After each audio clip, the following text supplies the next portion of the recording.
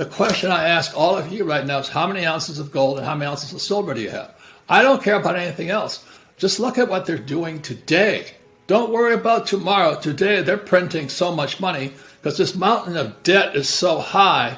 If they stop printing money, it crashes. Governments have spent $17 trillion on the pandemic, including loans and guarantees, for a combined total of 16% of the global GDP. That's how much money was printed last year.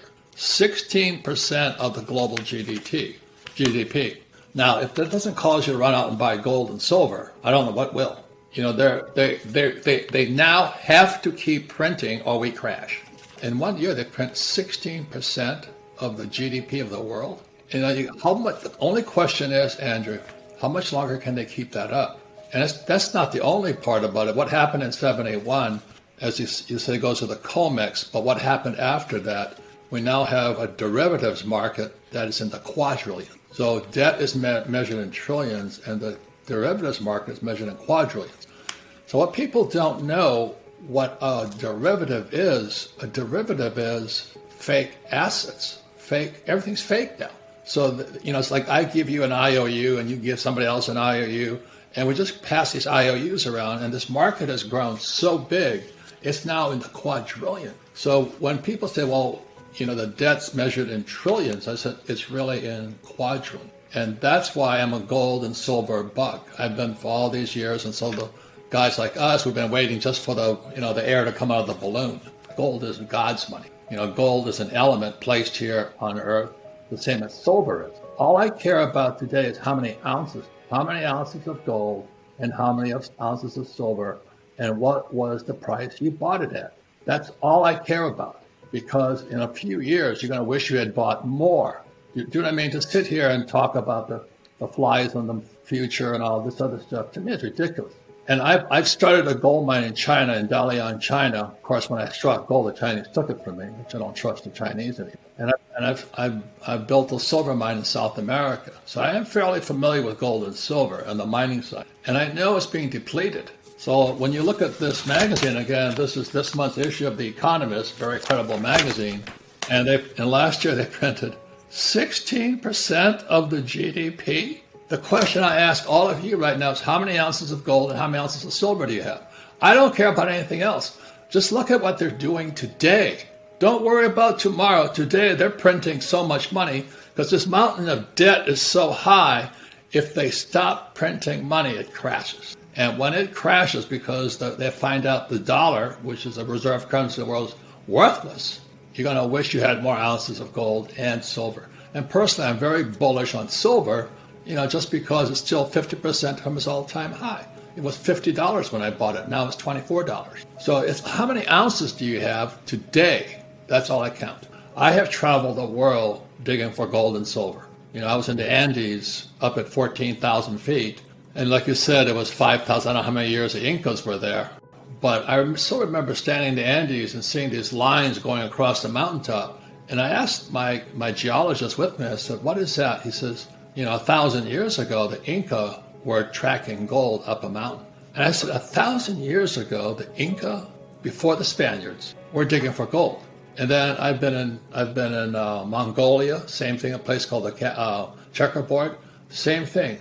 For thousands of years, humans have been digging for this gold. And this is before the internet and before telephone and before this. The Inca were digging for gold. The Chinese were digging for gold. The South Americans were digging for, what I mean? This is before the telephone and internet. So there's something, I hate to say it, spiritual about gold and silver. Humans know what real money is.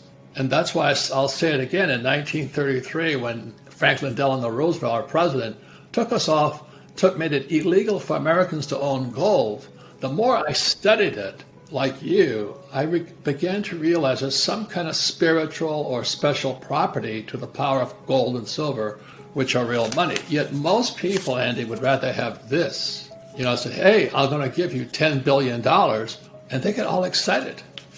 This is not even good toilet paper. But that's what the value systems are so off. So I'll say it again, I would stop discussing. If you don't have much money, run down and buy one silver something. Just buy something. Real silver, not the ETF, not the derivative. because that's all fake. And what I say with people, you haven't started, start with silver. It's about $25. Get 10 of them, 250, live dangerously. And what else I say to people, gold is for saving, silver is for spending. So in case what hits the fan, which it will soon, when the whole thing comes down like a house of cards, and as Jim Rickard says, you won't be able to buy gold at any price at that point. Before we continue, help us clicking that YouTube like button and subscribe now to our channel. This shows the algorithm that you valued this information. And it helps us spread that message. Sharing is caring. And now, let's continue. I have bad news for you. If you're not rich by now, you're screwed. And if you're in debt, you're even double screwed. How so, you might wonder? Well, the sad truth is that you're working your whole life to make someone else rich. The mega corporations, the banks, the politicians, everyone is getting richer. They get your money.